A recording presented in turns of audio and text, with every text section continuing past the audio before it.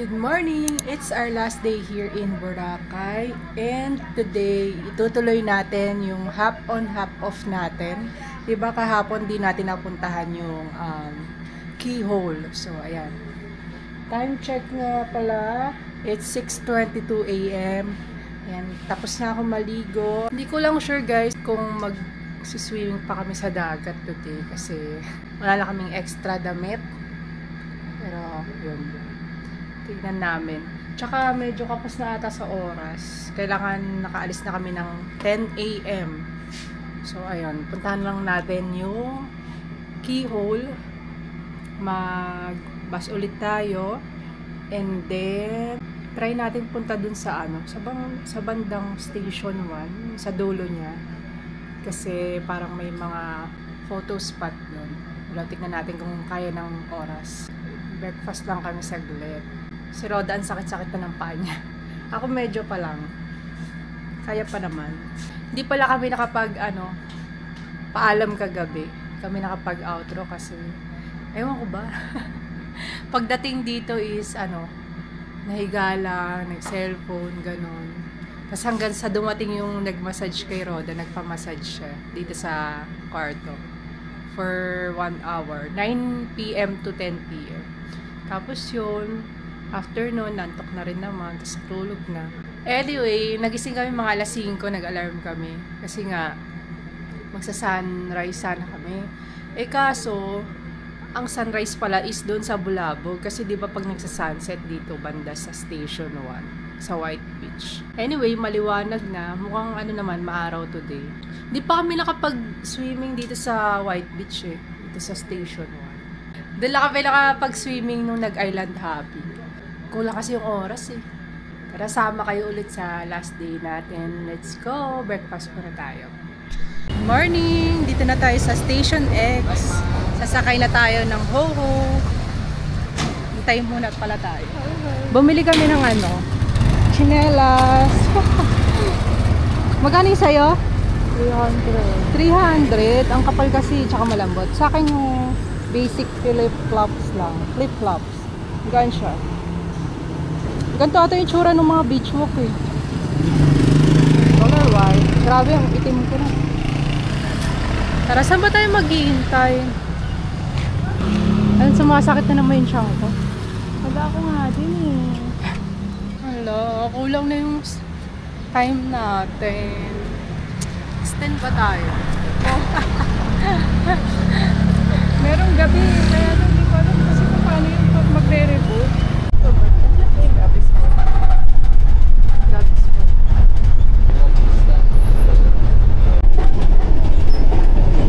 Guys, we're here sa keyhole.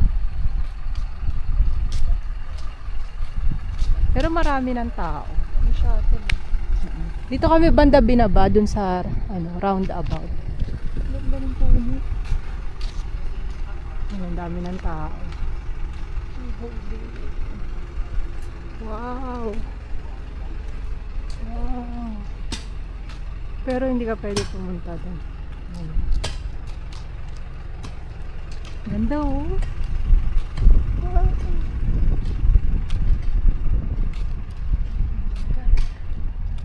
Ano ba yan dyan? Yung hotel. Yung hotel. Yun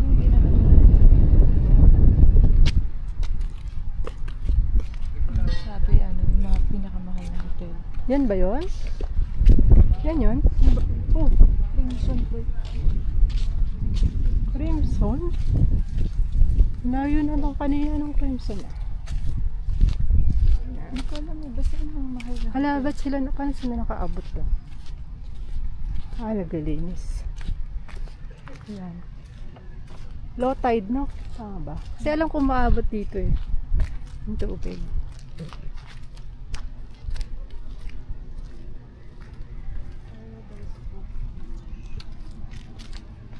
Ganda.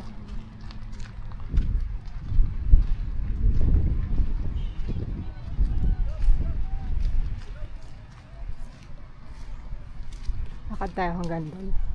Ito lang yung mapupuntahan namin ngayon guys. Kasi 9:04 na. Ha? 8:04. Ayan, 8:04 na pala. Kailangan makaalis na kami ng 10 kasi siya si Roda maligo pa. Ako naligo na eh. Tignan natin naman. Ganda. So peaceful. Yan.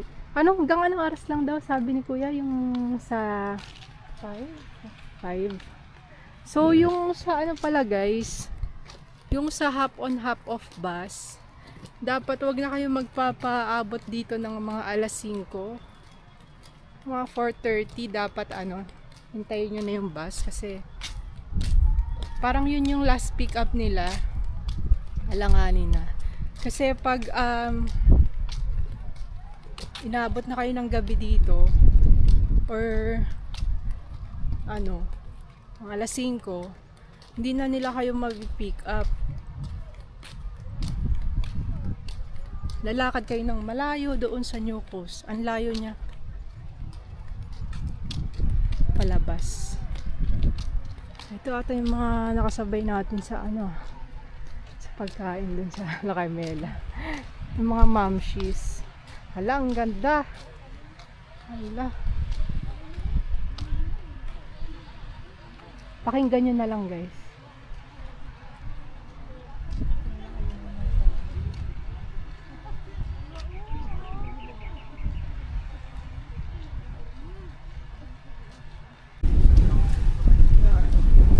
Mga nagpipicture. Ano yung keyhole? Saan yung keyhole?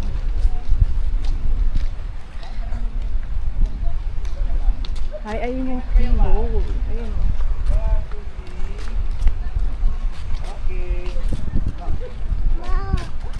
Yan.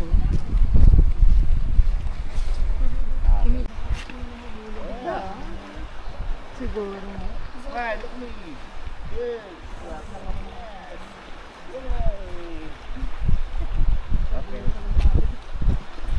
Hala, may dumaan ng bus. Wala, hindi na tayo nakaabot. Wait na lang tayo ulit ng susunod. So ayun, nagpa-picture lang kami saglit. May security guard doon si Kuya. Siya yung nag-picture sa amin. Pero baka kasi wala masyadong tao kaya picture lang. Oo. Pero baka pag Pero pag busy siya pag busy naman siya, hindi siya makakapag-picture. Kasi hindi naman yun yung trabaho niya. Pwede mag-donate na lang kayo pa. Tulong na lang din kay Kuya. Ha? Pa-picture ko, hindi yan nag-donate. Wala kayong pan-donate. Wala nang barya. Meron ako dyan ba rin? Guys, ganda. Sabi mo, wala na tayong pang sabi mo. May barya. Ay, nagabat. Hindi pa yan. Ayan. Ganda oh.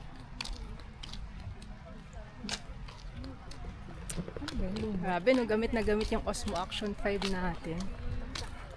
Salamat, Shopee! Okay, balik na tayo. Next. May time pa naman, no? So, tayo? Willis Rock. Tapos, try natin kung kakayanan nating maglakad doon papunta sa Diniwid. Kahit hanggang doon lang sa may parang mini cave. May mini cave doon eh. Dami rin nagpipicture doon. Ito lang naman yung lalakarin. Saglit lang. 5-minute walk ba to? Or less. Depende kung gaano kayo katagal mag-walk. From here to there? Oo. 5 minutes? 2 minutes.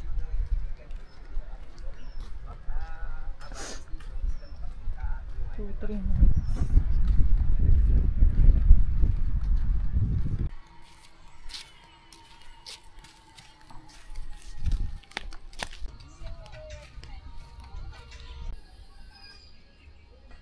Ayan na. Sapa tayo. Ayan na.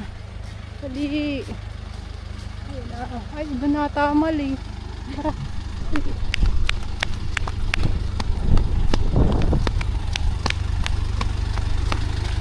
Hop on, hop on.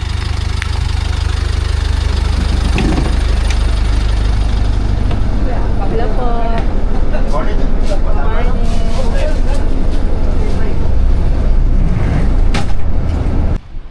na pala kami sa may Willis Rock. Wala na guys, di na tayo aabot dun sa may Diniwid banda.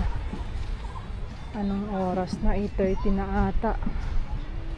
Uwi na kami ng hotel after dito tapos. Ay, ang cute. Yan, chill lang kami dito.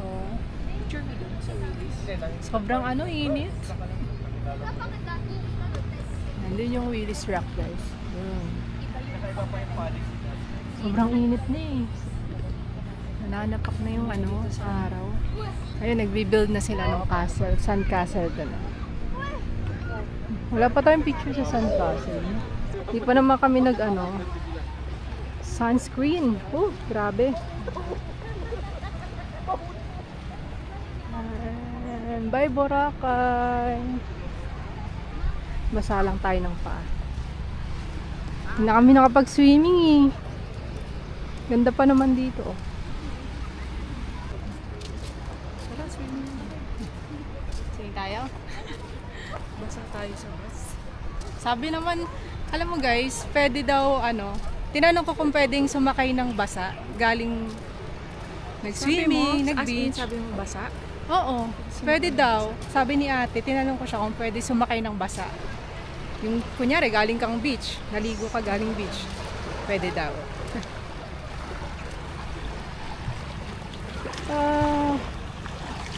Boracay Beach for the last time before we uwi. Dito lang tayo kasi may dala tayong bag. Grabe, ang ganda Lub-lub ko ba kayo guys?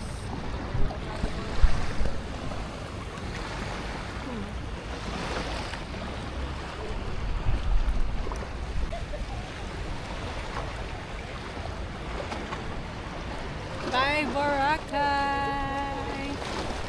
Bye! Bye na! Ayun na, wala.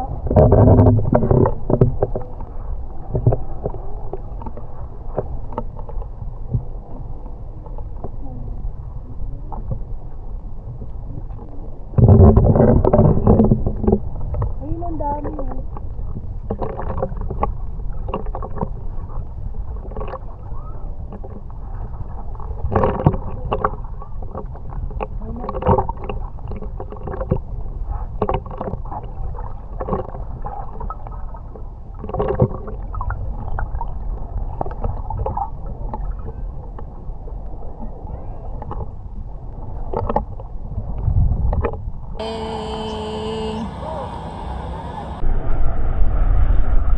Uwi na tayo.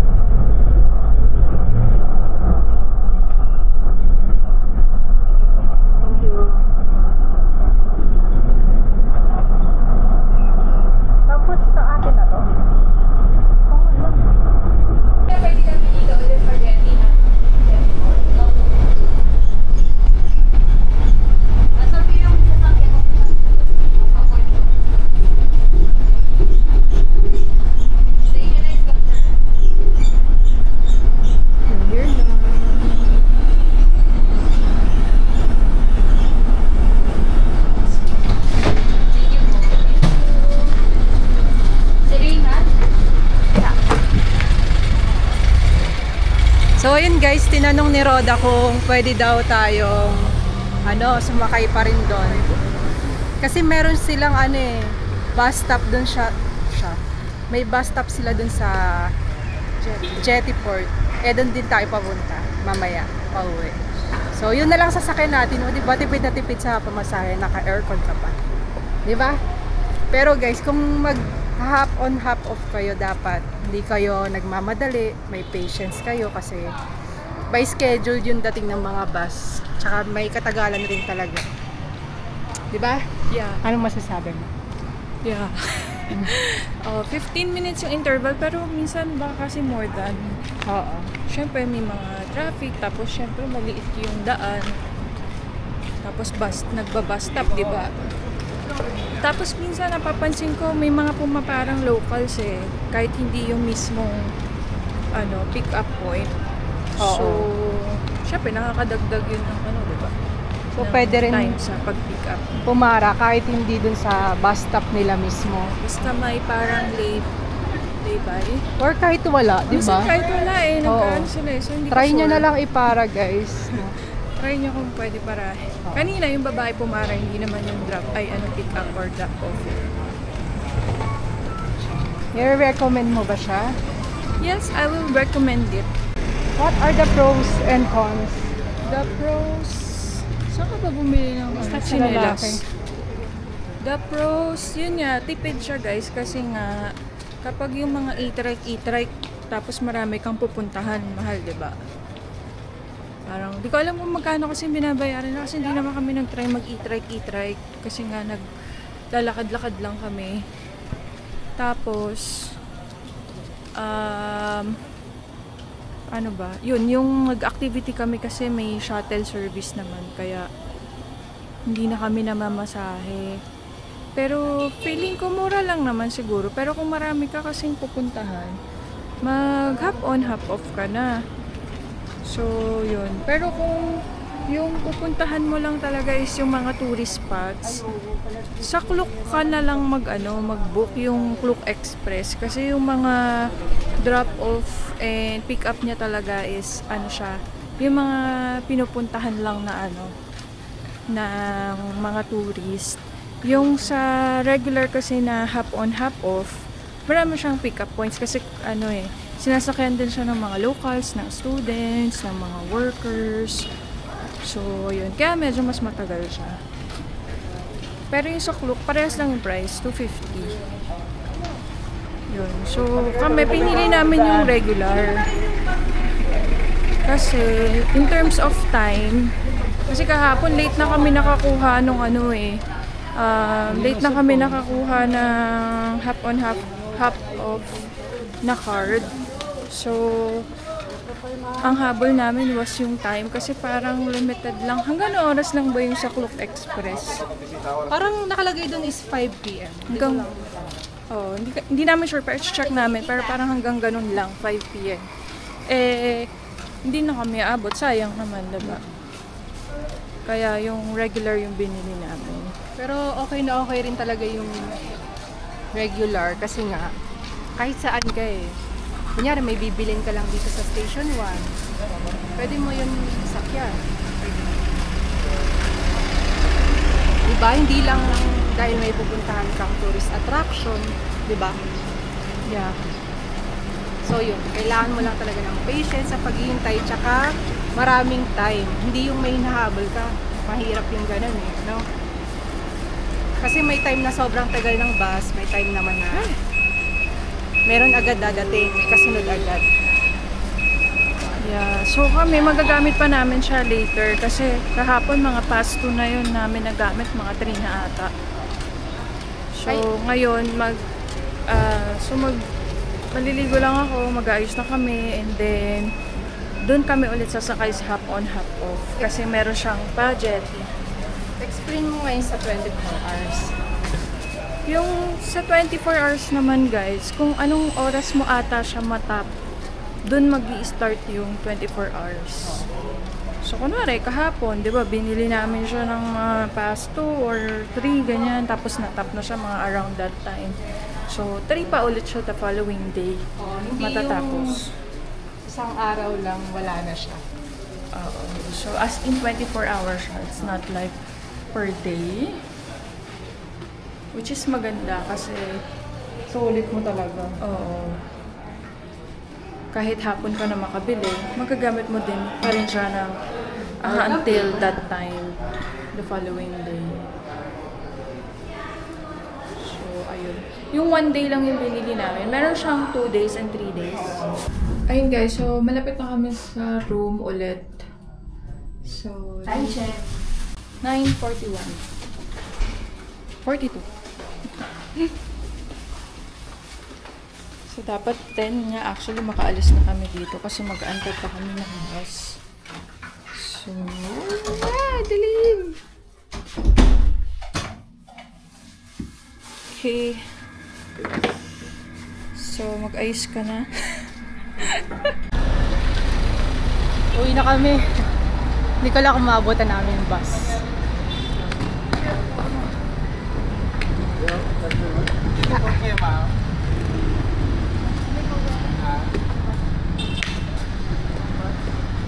Yung bus.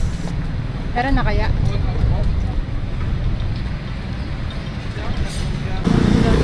Bye, Boracay! Naisip pa mag-extend kanina eh, no? Kasi wala nang pa-extend eh. Hindi, tsaka ang dami ginagawa. Bitin. Dapat May 5 bayad days. pa. Oo, may bayad yung rebook. Yan talaga, magre-rebook ka bayad. Tayo lang natin yung bus.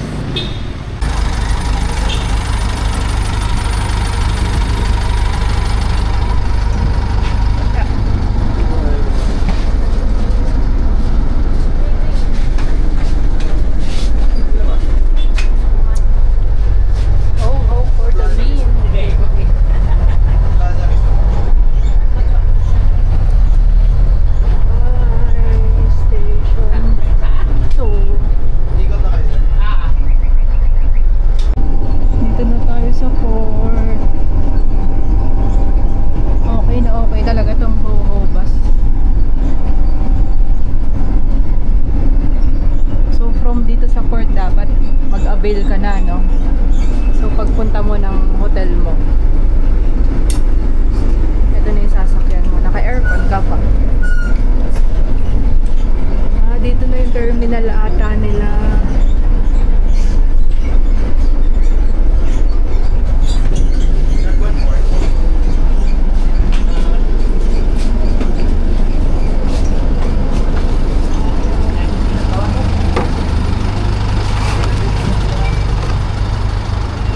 Matgid. Kaya Matgid.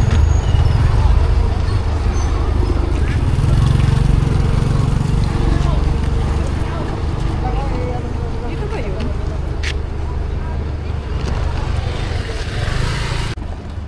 Oh, dito yun.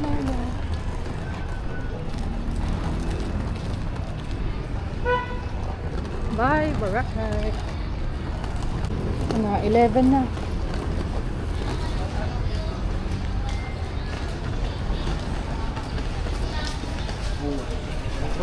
Diyan ba?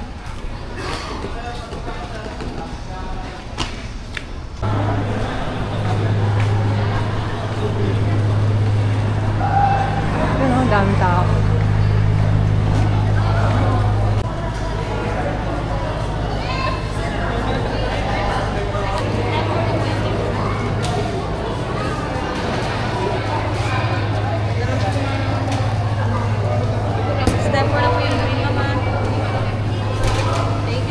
Thank you.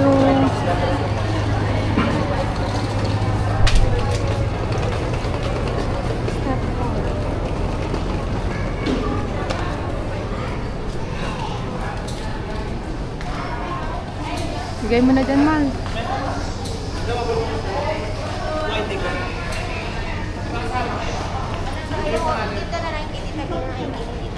Pero ako na kulay green, ma'am.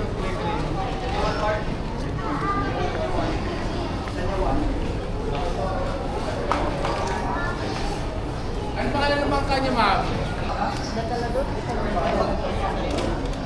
Alis na tayo, ma'am. Boss na tayo dyan sa amin. May demodo dyan.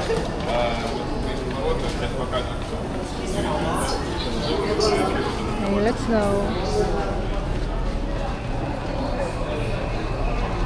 Ito ba? Hey, anong ano tayo?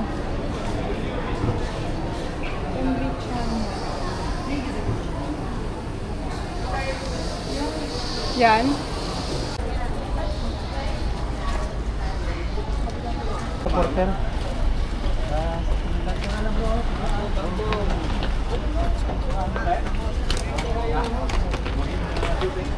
Tara. Patiklan Port na tayo. Ayun, no? Ma'am, sir. Let's go.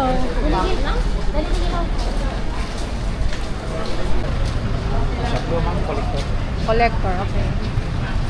Para sakay na tayo kay Kuya.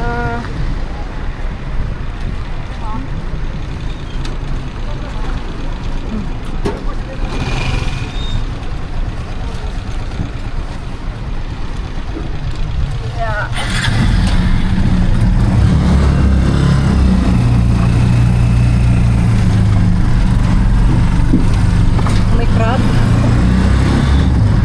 Papunta na tayo airport. Time check 11:30. Bilis lang, dito na tayo agad sa airport.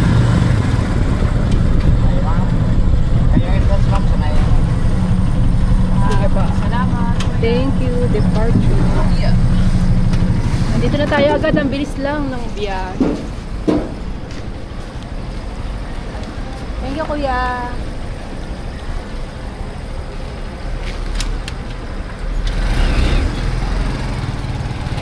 May mga bilihan pa ng pasalubong dito.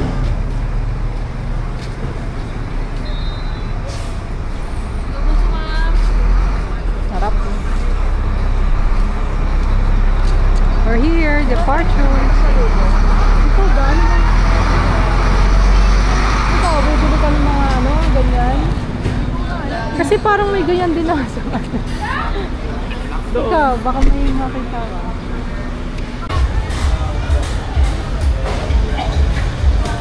Magdala ng isang carry-on bag sa loob ng aeroplano. Sakay muna tayo ng bus. Number 23. Boarding. Init.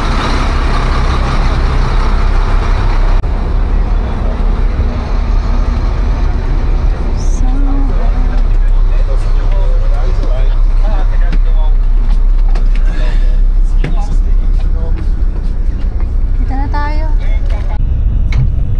Nandito na tayo natin ng bus.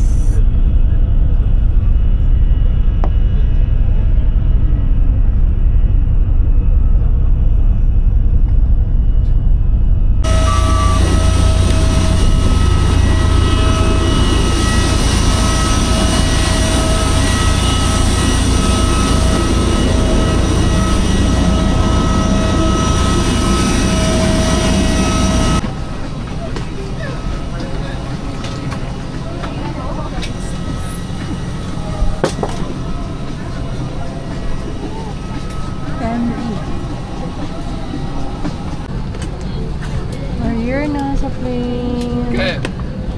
106. Here. Thank you. Kaya mo? Parang yung laptop.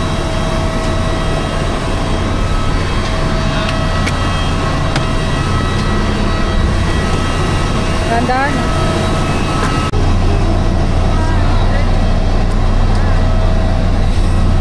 Welcome back.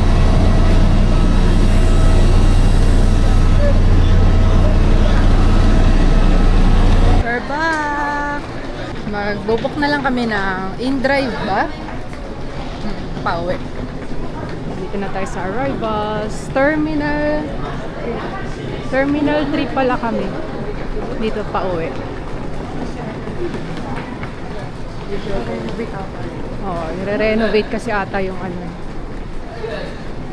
Terminal. Yeah. Kaantok.